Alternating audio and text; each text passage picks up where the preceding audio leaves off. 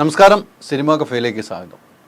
ഇന്ന് കുറച്ച് വൈകി, കാരണം വെച്ചാൽ 2 സിനിമ ഉണ്ടായിരുന്നു. 2 സിനിമയും നല്ല സിനിമയാണെന്ന് അറിയാവുന്നതുകൊണ്ട് തന്നെ 2 സിനിമയും കാണാൻ പോയി.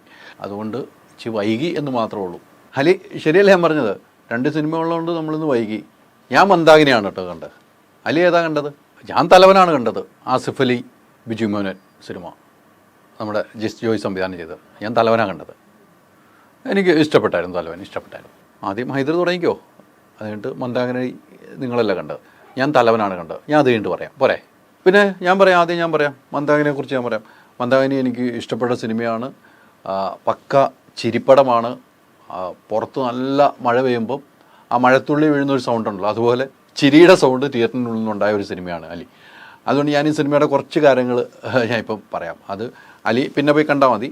അലി കണ്ട സിനിമ ഞാൻ പിന്നെ കണ്ടോളാം. അലി ഈ സിനിമ എന്താണെന്നറിയോ? ഒരു കല്യാണവും പിന്നീട് അവിടെ ഉണ്ടാകുന്ന സംഭവബഹുലമായ ചിരി കോർത്തിണക്കിയ ഒരു സിനിമയെന്ന് ഒറ്റവാക്കി പറയാം. അത് ഗംഭീരമായിട്ട് അൽത്താഫിൻ്റെ അടുത്ത് കോമഡി കൊടുത്താൽ എങ്ങനെ കൈകാര്യം ചെയ്ത് നമുക്കറിയാമല്ലോ. ഗംഭീരമായിട്ട് അൽത്താഫ് കൈകാര്യം ചെയ്തിരിക്കുന്നു. അതോടൊപ്പം തന്നെ അനാർക്കലി ഗംഭീരമായ പെർഫോമൻസാണ് രണ്ടുപേരെന്ന കാര്യത്തിൽ യാതൊരു സംശയം എനിക്കുണ്ടായില്ല. എനിക്ക് ചിരി തന്നെയായിരുന്നു, തിയേറ്ററിനുള്ളിൽ ചിരി തന്നെയായിരുന്നു. തിയേറ്ററിൽ നിന്ന് ഇറങ്ങുന്നവരും ഇത് തന്നെയാണ് പറഞ്ഞത്, ചിരിനെ കുറിച്ച് തന്നെയാണ് പറഞ്ഞത്. ഈ കല്യാണ വീട്ടിലെ വിശേഷങ്ങളുണ്ടല്ലോ, ഗംഭീരമായിട്ട് ചിത്രീകരിക്കുമ്പോൾ വെച്ചിരിക്കുകയാണല്ലോ. അപ്പം പ്രേക്ഷകരെ ആ സിനിമയിലേക്ക് അങ്ങ് അടുപ്പിക്കുകയാണ്. അതിൽ സംവിധായകൻ കൃത്യമായ മികവ് തെളിയിച്ചിട്ടുണ്ട്. ഈ സംവിധായകൻ്റെ പേര് വിനോദാണ്, വിനോദ് ലീല. ഗംഭീരമായിട്ട് പ്രേക്ഷകരെ അതിലേക്ക് അടുപ്പിക്കാൻ ഈ സിനിമയ്ക്ക് കഴിഞ്ഞിട്ടുള്ള കാര്യത്തിൽ യാതൊരു സംശയമില്ല. അതോടൊപ്പം തന്നെ ഈ ആദ്യ രാത്രിയിലെ മുഹൂർത്തങ്ങളുണ്ട്, അത് ഗംഭീരമായിട്ട് ചെയ്തിട്ടുണ്ട്. അതിലെ രസകരമായ മുഹൂർത്തങ്ങളാണ് പ്രേക്ഷകരെ സിനിമ കാണാൻ പിടിച്ചിരുത്തിയിരിക്കുന്നത്. രസകരമായ മുഹൂർത്തമാണ്. അൽത്താഫിനെ അറിയാലോ, അൽത്താഫ് എന്ത് പറഞ്ഞാലും ചിരിക്കാനുള്ള മുഹൂർത്തം ഉണ്ടാക്കുന്ന ഒരു വ്യക്തിയാണ്. അപ്പോൾ ആ രസകരമായ മുഹൂർത്തം പ്രേക്ഷകർക്ക് മറന്നുപോകാൻ കഴിയില്ല. അത് തന്നെയാണ് ചിരിയുടെ പൂരമെന്ന് ഞാൻ ഒറ്റവാക്കി പറഞ്ഞത്. പിന്നെ ഈ കല്യാണ സിനിമകളൊക്കെ ഉണ്ടല്ലോ, ഒറ്റ ദിവസം നടക്കുന്ന സംഭവ ബഹുലമായ കാര്യങ്ങളാണ്. അത് പെട്ടെന്ന് പ്രേക്ഷകർ കണക്ട് ചെയ്യാൻ പറ്റുന്നുണ്ട്. അതാണ് ഈ സിനിമയുടെ മറ്റൊരു പ്രത്യേകത. ഒറ്റ ദിവസം നടക്കുന്ന ഒരു കല്യാണ വീട്ടിൽ ഒരു ദിവസം എന്തൊക്കെ നടക്കുന്നു, രാവിലെ മുതൽ രാത്രി വരെ, ആദ്യ രാത്രി വരെ നടക്കുന്ന സംഭവം, അത് പെട്ടെന്ന് പ്രേക്ഷകർക്ക് കണക്ട് ചെയ്യാൻ പറ്റുന്ന ഒരു സിനിമയായിട്ടാണ് എനിക്കിത് തോന്നിയത്. പിന്നെ കുറച്ചൊക്കെ ആക്ഷൻ ഉണ്ട്, അതിന് വേണ്ട രീതിക്കുള്ള ചെറിയ ആക്ഷനൊക്കെ ഉണ്ട്. പിന്നെ ഇതിൻ്റെ സംഗീതത്തിൻ്റെ മികവ് എടുത്തു പറയണം. അതാണ് പ്രേക്ഷകരെ ആ സിനിമയിലേക്ക് ഒരു യാത്ര ചെയ്യിപ്പിച്ച ഒരു ഫൺ സിനിമയാകുമ്പോൾ അതിൻ്റെ സംഗീതത്തിന് വലിയ പ്രാധാന്യമുണ്ടല്ലോ. ആ മ്യൂസിക് നമ്മളെ പ്രേക്ഷകരെ ഈ സിനിമയിലേക്ക് ആകർഷണമാക്കാൻ ഗംഭീരമായിട്ടാണ് സംഗീതം ചെയ്തിരിക്കുന്നത്. കൃത്യമായിട്ട് തന്നെ നമുക്ക് തിയേറ്ററിലിരിക്കുമ്പോൾ തന്നെ ആ മ്യൂസിക് കേൾക്കുമ്പോൾ തന്നെ നമുക്ക് മനസ്സിലാവും. ഈ അൽത്താഫിനും അനാർക്കലിക്കും പുറമെ കുറേ താരങ്ങളുണ്ട് കേട്ടോ. അവരുടെ പേരും കൂടെ ഒന്ന് പറയാതെ പോകുന്നത് ശരിയല്ല. അവർ അഭിനയിച്ചിരിക്കുന്നത് ഞാൻ എഴുതി വെച്ചിട്ടുണ്ട്, ഒന്ന് ഓർമ്മ വരണമല്ലോ പെട്ടെന്ന്. ഗണപതി എസ് പുതുവാൾ, അതുപോലെ അശ്വതി ശ്രീകാന്ത്, പ്രിയ വാര്യർ, ജാഫർ ഇടുക്കി എന്നിവരും ചിത്രത്തിൽ നല്ല രീതിക്ക് കാര്യങ്ങൾ വെച്ചിട്ടുണ്ട്. അതോടൊപ്പം തന്നെ ഈ നമ്മുടെ എടുത്തു പറയേണ്ട സംവിധായകർ 6 പേരാണ് അഭിനയിച്ചത്. അതാണ് ഈ സിനിമയുടെ ഈ സംവിധായകർ അഭിനയിക്കുമ്പോൾ ഉള്ള ഒരു പ്രത്യേകത ഉള്ളൂ. അവർക്ക് ഗംഭീരമായിട്ട് പെർഫോമൻസ് ചെയ്യാൻ പറ്റും. അപ്പോൾ ഈ ആക്ഷൻ പറയുന്ന സംവിധായകൻ ഉണ്ടാകുന്ന ഒരു മടിയും നമുക്ക് ഇൻ്റർവ്യൂലൊക്കെ ചെയ്യുമ്പോൾ അങ്ങനെ ഒരു പ്രശ്നമില്ലായിരുന്നു പറയാം. ഈ സംവിധായകന്മാരുടെ പേര് കൊണ്ടൊന്നും പറയണ്ടേ, ആരൊക്കെയാണ്? ലാൽ ജോസ് എന്തായാലും അഭിനയിച്ചു എന്നുള്ളത് നമ്മൾ ഇൻ്റർവ്യൂ എടുത്തപ്പോൾ കണ്ട.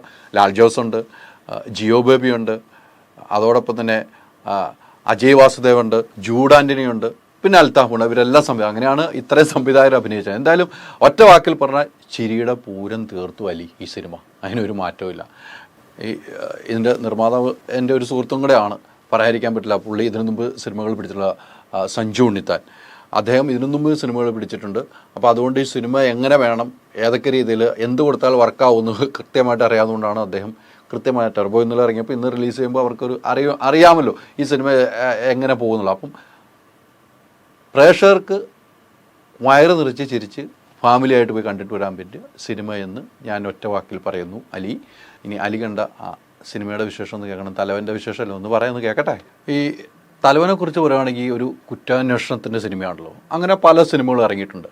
അതുകൊണ്ട് തന്നെ പ്രേക്ഷകരുടെ ഒരു ആകാംക്ഷയുണ്ട്, അതിൽ നിന്നും എന്തൊക്കെ വ്യത്യാസമുണ്ടാകുമെന്ന് പ്രേക്ഷകർ സ്വാഭാവികമായിട്ട് ചിന്തിക്കുന്നതാണല്ലോ ഹൈദരെ. അപ്പം എനിക്ക് കണ്ടപ്പം അതിൽ വ്യത്യസ്തമായ കുറേ കാര്യങ്ങളുണ്ട്. നമുക്കറിയാം, ജിസ് ജോയിയുടെ ചിത്രങ്ങളെല്ലാം ഇതിനു മുമ്പുള്ള ചിത്രങ്ങൾ നമ്മൾ കണ്ടിട്ടില്ല. അതും ഈ സിനിമയായിട്ട് യാതൊരു ബന്ധവുമില്ല. അത് കൃത്യമായി തന്നെ ജിസ് ജോയ് ഈ സിനിമയിൽ സംവിധാനത്തിലൂടെ പറഞ്ഞിട്ടുണ്ട് എന്ന കാര്യത്തിൽ യാതൊരു സംശയമില്ല. ഒരു മലബാർ എന്ന ഒരു ഗ്രാമത്തിൽ നടക്കുന്ന കഥയാണ്. നമുക്കറിയാം അതിൻ്റെ അന്വേഷണ ഉദ്യോഗസ്ഥരായാണ് ബിജു മേനോനും ആസിഫ് അലിയും ഉള്ളത്.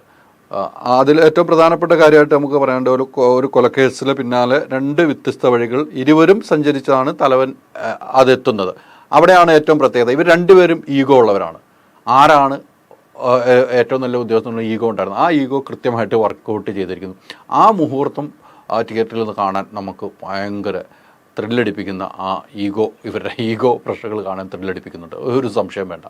നമുക്കറിയാലോ, ഒരു കൊലപാതക അന്വേഷണ സിനിമകളൊക്കെ എവിടെയാണ് എത്തുന്നതെന്ന് നമുക്കറിയാം. ഈ സിനിമ എനിക്ക് കണ്ടപ്പം ഞാൻ എഴുതി വെച്ചിരുന്നത്, കാരണം 2 സിനിമ കുറച്ച് എഴുതി വെക്കേണ്ടതുണ്ടായിരുന്നു. ഈ സിനിമ എനിക്ക് കണ്ടത് ഈ പോലീസ് അന്വേഷണ ഏജൻസിയോ കണ്ടെത്തുന്നു, അതാണ് പൊതുവെ കുറ്റാന്വേഷണ സിനിമയ്ക്കുണ്ടത്. അന്വേഷണ ഏജൻസി കണ്ടെത്തുന്നത്. എന്നാൽ അതിൽ നിന്നൊന്ന് മാറി ആണ് ഈ തലവൻ പോകുന്നത്. അതാണ് സംവിധായകൻ്റെ ഉള്ളൊരു കഴിവ്. അതിൽ നിന്ന് മാറി അത് എങ്ങനെയാണെന്നുള്ളത് തിയേറ്ററിൽ പോയി നിങ്ങൾ സിനിമ കണ്ടാലേ മനസ്സിലാക്കാൻ പറ്റുള്ളൂ. അത് ഞാൻ പറയുന്നത് ശരിയല്ല. അതിൽ നിന്ന് മാറി ചിന്തിച്ച് ചെയ്തിരിക്കുന്ന ഒരു സിനിമയാണ് ഇത് തലവൻ. ഈ ആസിഫ് അലിയുടെയും ബിജു മേനോൻ്റെ പേര് സിനിമയിലുള്ള CI ജയശങ്കർ, SI കാർത്തിക് എന്നിവരാണ് ഈ സിനിമയിലെ പേരുള്ളത്. ഇവരുടെ ജീവിത പശ്ചാത്തലം എന്ന് വെച്ചാൽ ഇവർ ഏത് രീതിക്കാണ് ജീവിത പശ്ചാത്തലം എന്ന് കൃത്യമായി തുടക്കത്തിൽ പറഞ്ഞുകൊണ്ട് തന്നെയാണ് സിനിമ തുടങ്ങുന്നത്. അത് ഏത് രീതിയാണെന്നുള്ള സിനിമ തിയേറ്ററിൽ പോയിരുന്ന് കാണുമ്പോൾ നമുക്ക് മനസ്സിലാക്കാൻ പറ്റും. തലവൻ നമുക്കറിയാം, ആസിഫ് അലിയും ബിജു മേനോൻ്റെ സിനിമകൾ ഇവർ രണ്ടുപേരും പോലീസ് വേഷങ്ങൾ അഭിനയിച്ചിട്ടുണ്ട്. അപ്പോൾ അതിൽ നിന്നും എന്ത് വ്യത്യസ്തമാകുമെന്ന് നമ്മൾ അഭിമുഖത്തിൽ വരെ ഞാൻ ചോദിച്ചാണ്. ഹൈദർ അഭിമുഖം കണ്ടല്ലേ, ഞാൻ ചോദിച്ചാണ്. അപ്പം അതിൽ വ്യത്യസ്തമുണ്ടാകുമെന്ന് ഇവർ ഉറപ്പ് നൽകിയിട്ടുണ്ട്. പക്ഷേ അത് കൃത്യമായി സ്ക്രീനിൽ ഫലിച്ചിട്ടുണ്ട് എന്ന് ഒറ്റ വാക്കിൽ പറയാം. ഈ ഞാൻ നേരത്തെ പറഞ്ഞ പോലെ 2 പേരും കേസ് അന്വേഷണമായി മുന്നോട്ടും CSCയുടെ വഴിക്കും SIയുടെ വഴിക്കും പോകുമ്പോൾ ഇതാരാദ്യം ഈ കേസ് കണ്ടുപിടിക്കും എന്നുള്ള ഒരു ത്രില്ലുണ്ടല്ലോ നമുക്ക് പ്രേക്ഷകർക്ക്. അത് കൃത്യമായി ത്രില്ലടിപ്പിച്ച് പ്രേക്ഷകരെ ഇരുത്താൻ കഴിഞ്ഞിട്ടുണ്ട്. അതിൻ്റെ ബാക്ക്ഗ്രൗണ്ട് സ്കോർ നമ്മൾ എടുത്തു പറയണം. അതുകൊണ്ടാണ് നമ്മൾ ഇങ്ങനെ ത്രില്ലടിപ്പിക്കുന്നത്. ആരായിരിക്കും ഈ കുറ്റവാളിയെ കണ്ടെത്തുക? നമ്മൾ ഈ കേസന്വേഷണങ്ങൾ സിനിമകൾ കണ്ടുകൊണ്ട് നമുക്കൊരു ആകാംക്ഷ തരുന്നുണ്ടല്ലോ, അത് കൃത്യമായി തന്നെ ചെയ്തു വെച്ചിട്ടുണ്ട് 2 പേരും. പിന്നെ ഇവരോടൊപ്പം എടുത്തു പറയേണ്ട മറ്റൊരു കഥാപാത്രം കോട്ടയം നിസ്സീർ. കോട്ടയം നിസ്സീർ മികച്ച പ്രതികരണമായിട്ട് ഈ സിനിമയിൽ കാഴ്ചവെച്ചിരിക്കുന്നത്. അതോടൊപ്പം തന്നെയാണ് രഘു എന്ന കൺമുന്നിൽ കണ്ടാൽ ഒറ്റയടിക്ക് കൊടുക്കാൻ തോന്നുന്ന സിവിൽ പോലീസ് ഓഫീസറുടെ വേഷം കുറ്റമറ്റതായി അവതരിപ്പിച്ചിട്ടുണ്ട്. അത് അദ്ദേഹത്തിൻ്റെ ഒരു മികവാണ്. അദ്ദേഹം ചെയ്തു വെച്ച വേഷങ്ങളെല്ലാം കോട്ടയം നിസ്സീർ പോലീസ് വേഷങ്ങൾ ചെയ്തിട്ടുണ്ട്. ചെയ്തു വെച്ച വേഷങ്ങളൊക്കെ അറിയാം. അപ്പോൾ അത് കൃത്യമായി തന്നെ കോട്ടയം നിസ്സീർ ചെയ്തു വെച്ചിരിക്കുന്നു. കോട്ടയം നിസ്സീർ നല്ലൊരു കയ്യടി തന്നെ കൊടുക്കേണ്ട ഒരു വ്യക്തി തന്നെയാണ് നമുക്ക് ഈ സിനിമ കാണുമ്പോൾ തന്നെ മനസ്സിലാക്കാം.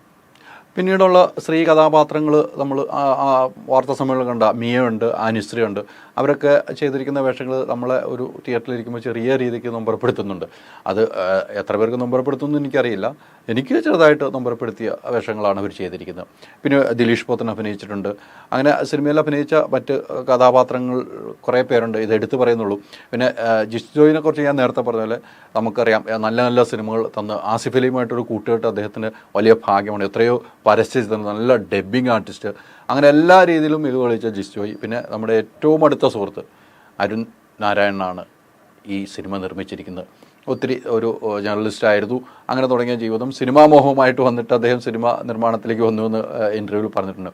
അപ്പോൾ പൊതുവെ ചുരുക്കി പറഞ്ഞാൽ തലവൻ ഒരു തലവൻ തന്നെയാണ്, അതിനൊരു മാറ്റമില്ല. അപ്പം തിയേറ്ററിൽ പോയി സുഖമായിട്ട് ടിക്കറ്റ് എടുത്ത് കാണാം, അതാണ് പറയാനുള്ളത്. അപ്പം പൊതുവെ പറഞ്ഞു കഴിഞ്ഞാൽ സിനിമ 2 സിനിമയും നല്ലതാണ്. ഇപ്പം ഹൈദർ പറഞ്ഞ മന്ദാകിനിയും തലവനും നല്ല സിനിമയാണ്. അപ്പോൾ നമുക്ക് സിനിമാ കഫേയുമായി അടുത്ത സിനിമയിൽ കാണാം. ഓക്കെ അല്ലേ? ബൈ.